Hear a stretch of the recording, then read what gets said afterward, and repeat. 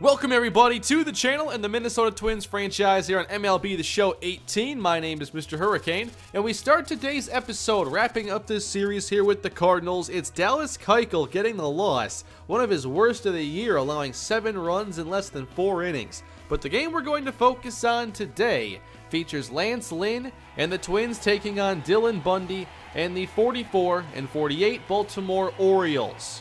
The Twins enter with the top record in the AL Central, and we are almost to the All-Star break. This is the last episode before that fun gets underway. Lance Lynn has had a pretty good season for us after a rocky start with a no-hitter mixed in there. He starts off by striking out Kelby Tomlinson, and with 2 away, Manny Machado into center, right to Byron Buxton for a nice 6-pitch first inning. Both pitchers entered this game with pretty good numbers. Bundy 6-3 on the year, a 3.44 ERA. Facing Paul Goldschmidt, a breaking ball pounded to third base. Machado on to first, and Goldschmidt's retired. Then Miguel Sano. First pitch swinging, here's a drive out to deep center field. Back goes Adam Jones, and he makes the catch. The first inning lasted a combined 15 pitches. As we head into the second, a line drive off the bat of Mark Trumbo, caught by another all-star of ours, Charlie Blackmon. Why not another one? Blackmon makes another good catch on those tough liners into right field. Bottom 2, Nelson Cruz up as Bundy falls behind and just loses him on 4 straight pitches. That puts a runner aboard for one of our hottest hitters at the plate, Mitch Garver, who entered with a 13-game hitting streak. The rookie catcher looks at a fastball on the outside corner, and then a curveball softly tapped to Bundy. It's essentially a bunt, and Garver almost beats it out to extend his streak. He does advance Cruz to second base, but Escobar can't move him further. Line drive to second. That means it's all up to young Zach Granite, who flies high in the air to left field, and that is secured. Through 2, not much offense, just the 1 walk for Nelson Cruz. Top 3, this is Chris Davis with a sharp ground ball through the infield, the first hit of the game. That puts a runner aboard for ex-Twin Max Kepler. Last offseason, we traded him. He was part of the Raisel Iglesias deal as he was sent to the Red Sox, and clearly now he's on the Orioles. Falling behind, Lance Lynn strikes him out on 3 impressive pitches. That was a fun at-bat. 1 down, Chance Cisco with a ground ball hit right at second base. 4-6-3 double play, and we're through 2.5. Eduardo Escobar got the start at second base in this game, leading off the third. Bundy hits the inside corner and continues the work inside against Escobar, striking him out on 3 pitches.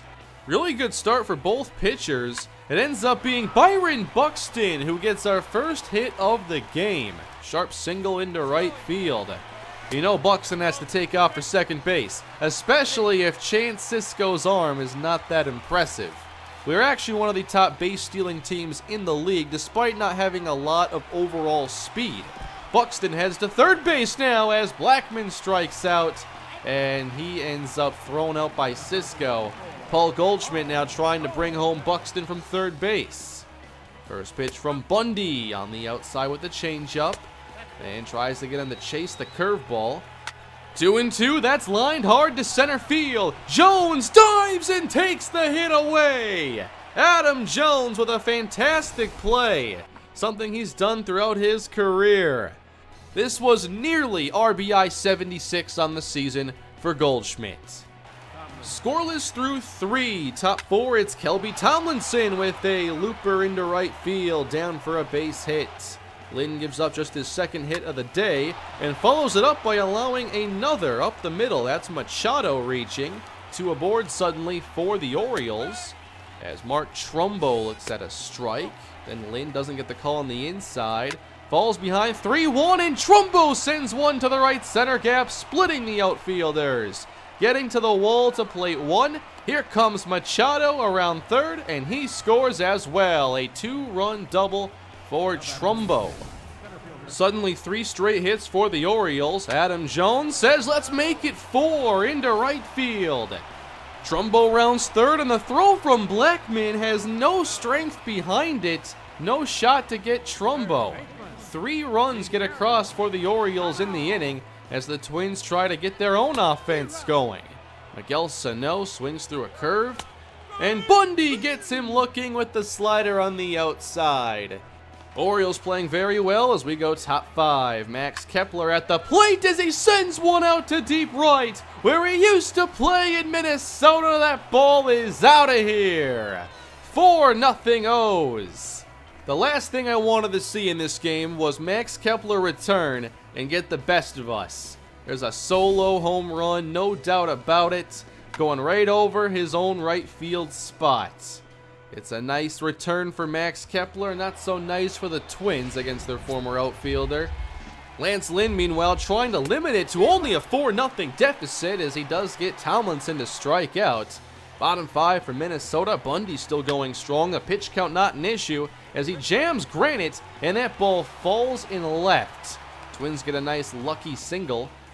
With his speed, he wants to get in scoring position, taking off for second as Cisco's throw goes into the outfield.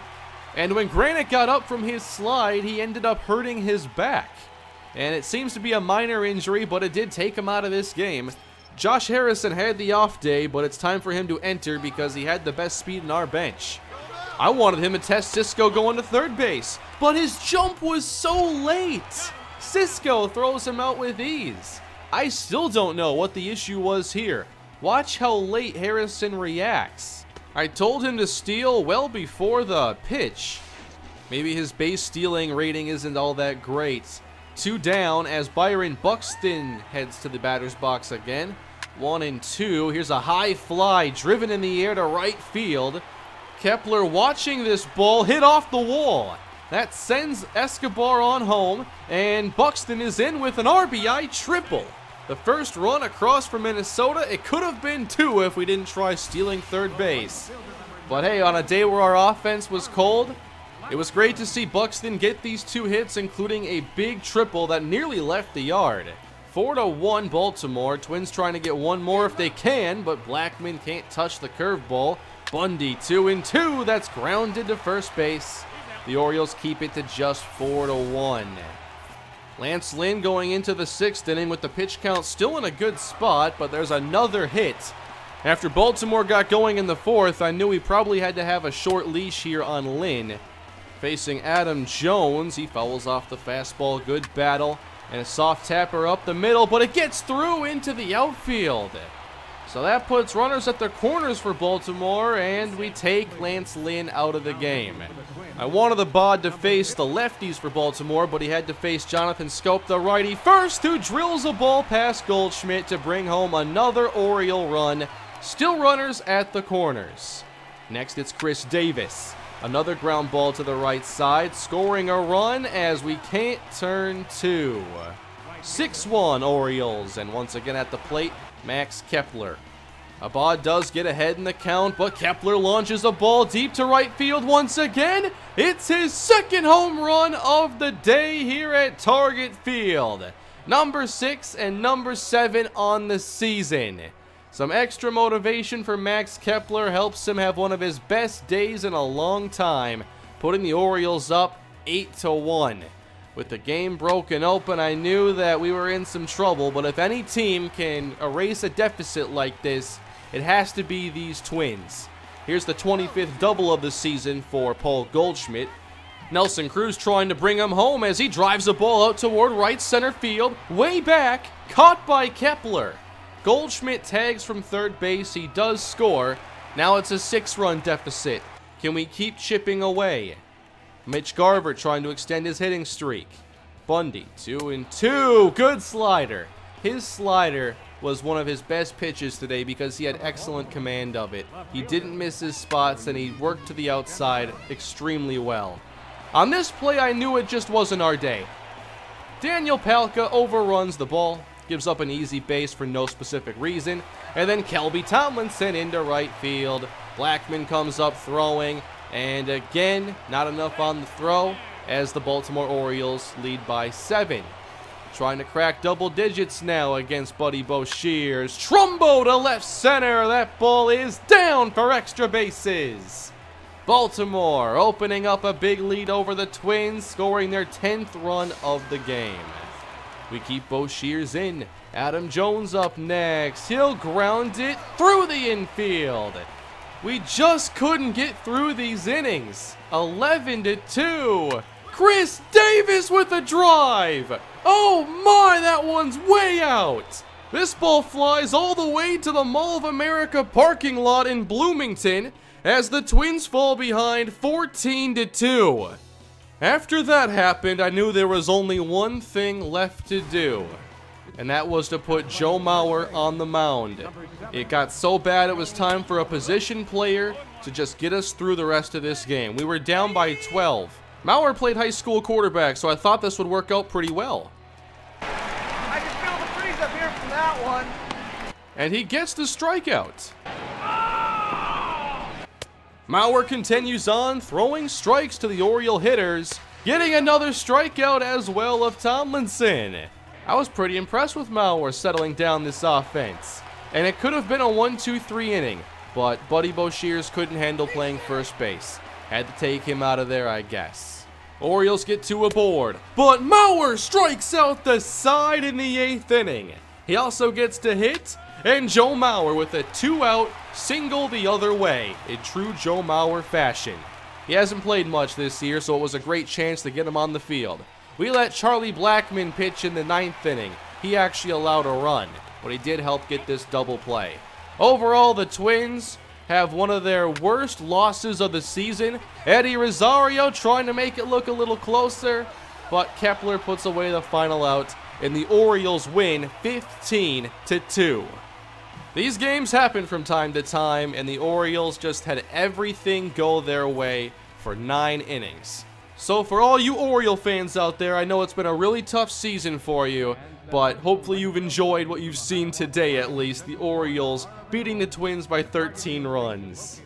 We do have a few prospects to talk about today. We have the AAA All Star Game and the Futures Game to go through. I have a few clips from those, as we have relief pitcher Justin Haley make it to the All Star Game for AAA. He is a 68 overall pitcher with C potential, and Nick Birdie. He is a 72 overall, also C potential, and his game is pretty exciting. It's all about velocity and getting strikeouts, and there's always a spot for players like that in the major leagues. We would have had Justin O'Connor in this game, but he got injured again. Justin Haley on the mound here in the 8th inning, 5-1 on the season, having a really solid all-around year. Unfortunately, his ratings just haven't come up very much despite good play. So not exactly sure what to say about that. But Haley gets a quick strikeout and comes back and continues to throw strikes. He showed some good stuff here in the 8th, another strikeout there. Overall, Haley's skill set is very well-rounded. There's nothing that really stands out. His best rating would be his 69 K/9 and stamina. So I see him as a long relief pitcher, maybe in the majors if he gets a little bit better. And then Nick Birdie. He enters here in the 9th after Haley struck out the side. This ball hit in the air to left field, and that will go all the way to the wall. I was really excited to see Birdie pitch here with an ERA under 2, but they hit the ball pretty well against him. You saw the double already. There's a sharp line drive. Next batter, that ball lined into right center field for another hit, and that brings home another run. Hoping to get through these last 2 batters. Birdie, first pitch, good slider. He throws a fastball, slider, and a circle change. And that fastball gets up in the high 90s. That clocks in at 98 miles per hour. Birdie trying to end the game, but not quite yet. That is into right for another base hit. Against the next hitter, Birdie close on the slider, no call. No call on his fastball. Birdie ends up walking him. Everything is close, but not close enough. With the bases juiced, grounded to first finally. It took Birdie 26 pitches to get through that 9th inning. So a much better outing for Justin Haley, but hopefully both players can have a future at some point in the majors. For Haley, we hope it's sooner than later because I think he's about 26 years old right now. With that, we'll move on to the Futures Game. We had a few more players in this one. Ty Gonzalez, Carmen Ojeda, Sandy Bunty on the United States team, but I played as the World. I wanted some more swings with Ty Gonzalez and Carmen Ojeda. Gonzalez has showed great power this year, tries to get underneath the ball and does a little bit too much. A sky-high fly ball and cut. Carmen Ojeda gets a chance with 2 aboard, hitting .251 on the season. Gonzalez outshining him a bit. But a breaking ball laced perfectly into left center will plate a run. Nice swing there for Ojeda. This ended up being a very back-and-forth game. I didn't play much of it, but the World ends up winning 8-7. With the minor league seasons now well over halfway done, I do want to start thinking about who could potentially be September call-ups. We'll talk about that more in later episodes. We've now reached the All-Star break, though, for the Twins. The Home Run Derby and the All-Star Game are up next, and the Twins will have not 1, but 2 players in the Home Run Derby. Both Paul Goldschmidt and Nelson Cruz have a chance to take home the crown. And then we have the actual All-Star Game to follow.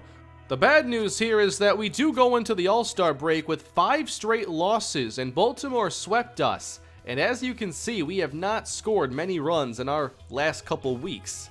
The Twins are 59-36, we're still in first place, but we hope that after the All-Star break we can start putting more runs on the board, as there isn't much room for error in the American League this year. We are in first place and are in very good shape, but there is still a lot of work to do. But next time we have the Home Run Derby and the All-Star Game, we're going to see Paul Goldschmidt, Dallas Keuchel, Charlie Blackmon. I'm not sure if anybody else is going to be in there, but I will play through the entire game this year. That should be a lot of fun. I don't believe I've done that yet in this series, but it's definitely happening this time. After the All-Star Game, then we have to think about the trade deadline, as that's only about a week after the All-Star break. So, some fun on the way for Minnesota. We'll see if we can win the Home Run Derby and have some good play in the All-Star Game as well. Thanks for watching, everybody. Definitely a different episode today, as we lose by 13 to the Orioles, but that's baseball sometimes. Not every game is going to go your way, and you're going to lose some bad ones over the course of a 162-game season. I'll see you all again soon with more Twins franchise. Have a great rest of your day.